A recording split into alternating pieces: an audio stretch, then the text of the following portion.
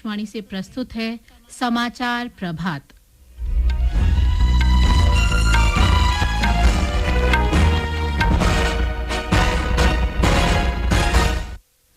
संसद का बजट सत्र आज दोनों सदनों की संयुक्त बैठक में राष्ट्रपति द्रौपदी मुर्मू के अभिभाषण के साथ शुरू होगा। प्रवर्तन निदेशालय सेना के जमीन घोटाले में आज झारखंड के मुख्यमंत्री हेमंत सोरेन से रांची में पूछताछ करेगा। केरल के अल्पुझा में भाजपा नेता की हत्या मामले में पीएफआई और एसडीपीआई के 15 सदस्यों को मौत की सजा सुनाई गई। अंतर्राष्ट्रीय मुद्रा कोष ने चालू वित्त वर्ष के लिए भारत की सकल घरेलू उत्पाद वृद्धि दर बढ़ाकर 6.7% की। भारतीय नौसेना ने अदन की खाड़ी में सोमालिया के समुद्री लुटेरों से 19 पाकिस्तानी नागरिकों को बचाया। और खेलो इंडिया युवा खेलों का आज शाम चेन्नई में समापन होगा। समाचार प्रभात के साथ मैं प्रियंका अरोड़ा।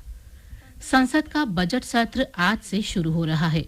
सत्र की शुरुआत संसद के दोनों सदनों की संयुक्त बैठक में राष्ट्रपति द्रौपदी मुर्मू के अभिभाषण से होगी।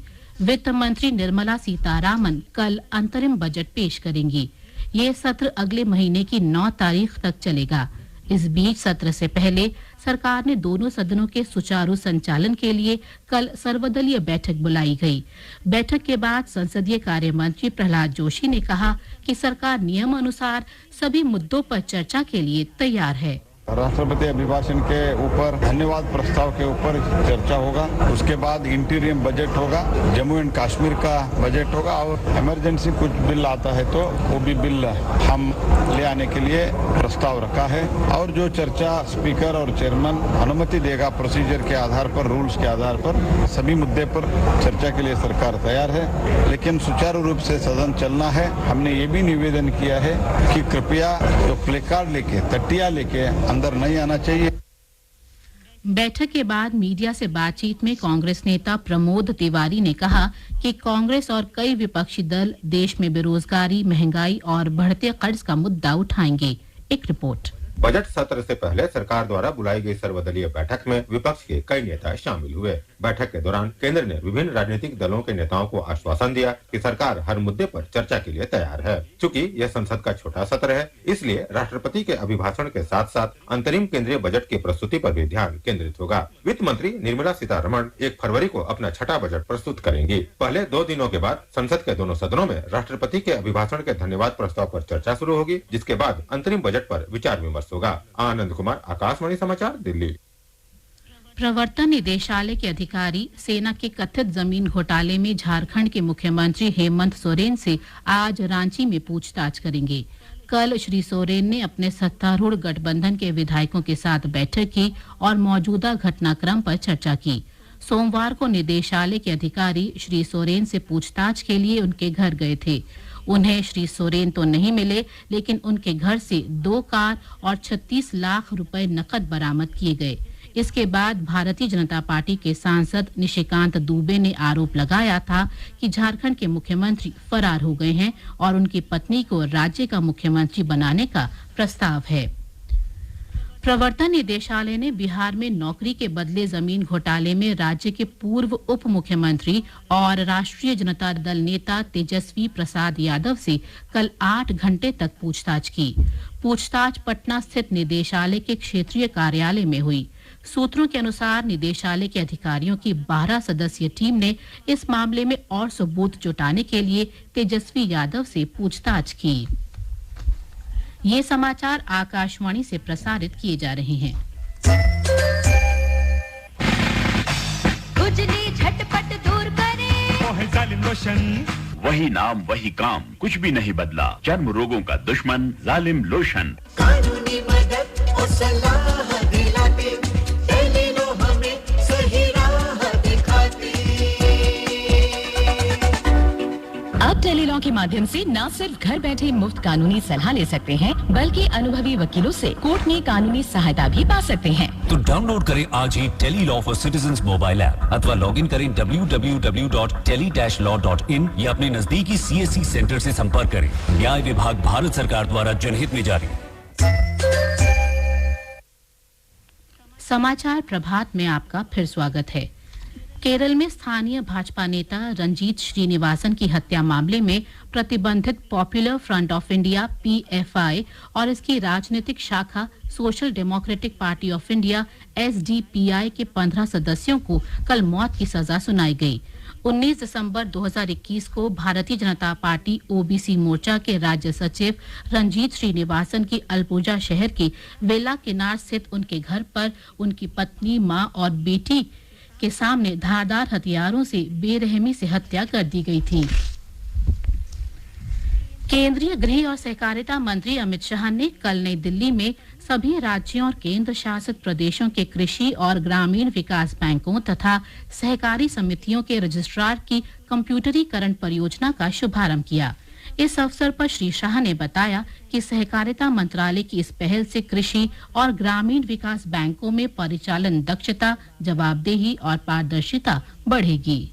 डिजिटल इंडिया के तहत हम देश के कोने कोने तक पहुंच रहे हैं। मिलने वाली सारी सुविधाएं, सारी सरकारी योजनाएं, क्रेडिट, नॉलेज और अब सहकारिता भी डिजिटल माध्यम से गांव तक पहुंचने की शुरुआत हो चुकी है। सारे आरसीएस का और सारी ग्रामीण बैंकों का, खेती बैंकों का कंप्यूटराइजेशन होने से पैक्स से लेकर हर प्रकार की पैक्स, प्राइमरी डेयरी, खेती बैंक और पूरी कोऑपरेटिव व्यवस्था through district cooperative bank to state cooperative bank, NABARD तक कंप्यूटराइज होकर पूरे प्रकार से आधुनिक करने का काम नरेंद्र मोदी जी ने किया है।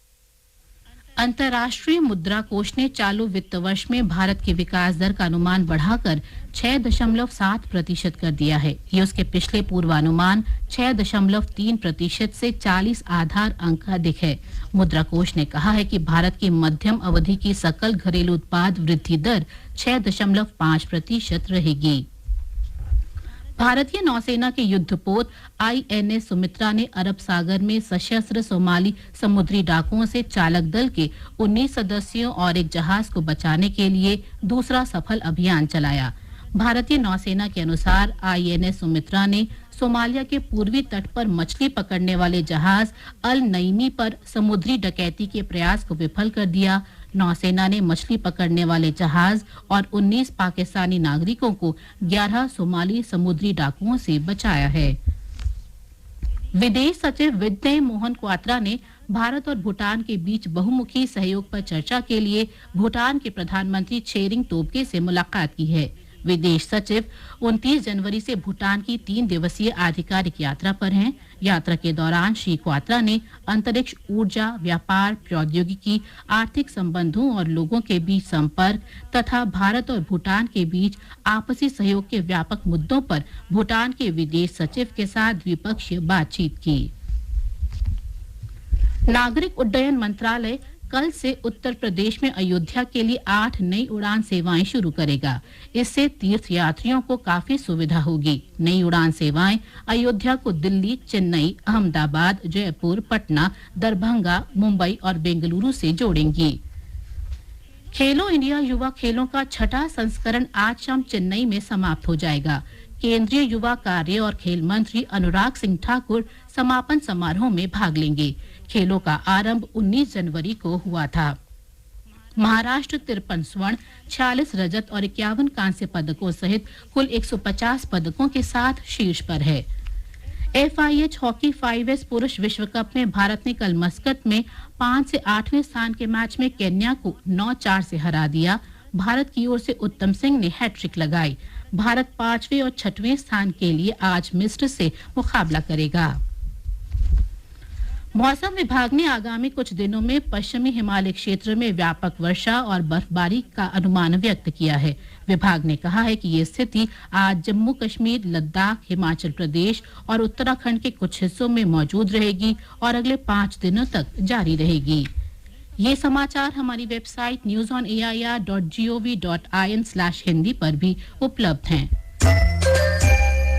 मोदी सरकार की गारंटी PMGKAY, प्रधानमंत्री गरीब कल्याण अन्न योजना, विश्व की सबसे विशाल खाद्य सुरक्षा योजना, जिसके तहत वर्ष 2020 से 80 करोड़ लाभार्थियों को मुफ्त राशन दिया जा रहा है और अब भारत सरकार अगले 5 वर्षों यानी कि 2028 तक देश की किसी भी राशन की दुकान से गरीबों को मुफ्त राशन उपलब्ध करवा रही है। मुसीबतों की छुट्टी, मोदी की गारंटी। और अब आज के समाचार पत्रों की सुर्खियों के साथ हैं फरहत नाज। धन्यवाद प्रियंका। संसद का बजट सत्र आज से शुरू होने की खबर जनसत्ता सहित सभी अखबारों में है। दैनिक जागरण ने बताया है कि सरकार ने किया विपक्ष के साथ खटास खत्म करने का फैसला, पिछले सत्र में निलंबित सांसद होंगे बहाल। हिंदुस्तान के आर्थिक पन्ने की खबर है, अंतरिम बजट से पहले आर्थिक मोर्चे पर देश की साख बढ़ी। अंतर्राष्ट्रीय मुद्रा कोष ने भारत की वृद्धि दर अनुमान बढ़ाकर 6.7% किया। अमेरिका और चीन से कहीं आगे रहेगा भारत। बिहार और झारखंड में राजनीतिक गतिविधियां तेज होने पर भी अखबारों की नजर है। दैनिक जागरण लिखता है, लुका छिपी के बाद झारखंड के मुख्यमंत्री हेमंत सोरेन रांची पहुंचे। जमीन घोटाले में प्रवर्तन निदेशालय आज करेगा पूछताछ। पंजाब केसरी ने सवाल के साथ लिखा है, क्या पत्नी कल्पना सोरेन संभालेंगी गद्दी? जनसत्ता ने बताया है, पटना में ईडी ने रेलवे में कथित नौकरी के बदले जमीन घोटाले में तेजस्वी यादव से 8 घंटे से ज्यादा पूछताछ की। राजस्थान पत्रिका ने लिखा है, देश में पहली बार ट्रांसप्लांट किया गया सेरेमिक का घुटना, कम घिसाव होने से इसकी उम्र भी ज्यादा होगी। दैनिक भास्कर ने बताया है, केंद्र सरकार ने मेडिकल के स्नातकोत्तर पाठ्यक्रमों में प्रवेश की परीक्षा नीट पीजी की फीस 750 रुपए घटाई। अमर उजाला की खबर है, यमुना विकास प्राधिकरण सेक्टर 21 में फिल्म सिटी का निर्माण फिल्मकार बोनी कपूर की कंपनी और एक रियल एस्टेट कंपनी मिलकर करेंगी। जनसत्ता की सुर्खी है, दिल्ली में साल 2012 के बाद इस साल की जनवरी रही सबसे ठंडी। और अंत में मुख्य समाचार एक बार फिर। संसद का बजट सत्र आज दोनों सदनों की संयुक्त बैठक में राष्ट्रपति द्रौपदी मुर्मू के अभिभाषण के साथ शुरू होगा।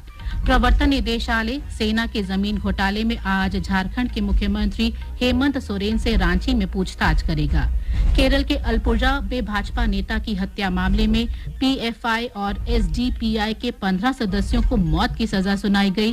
अंतर्राष्ट्रीय मुद्रा कोष ने चालू वित्त वर्ष के लिए भारत की सकल घरेलू उत्पाद वृद्धि दर बढ़ाकर 6.7% की। भारतीय नौसेना ने अदन की खाड़ी में सोमालिया के समुद्री लुटेरों से 19 पाकिस्तानी नागरिकों को बचाया। और खेलो इंडिया युवा खेलों का आज शाम चेन्नई में समापन होगा। इसके साथ ही समाचार प्रभात का ये अंक समाप्त हुआ। नमस्कार।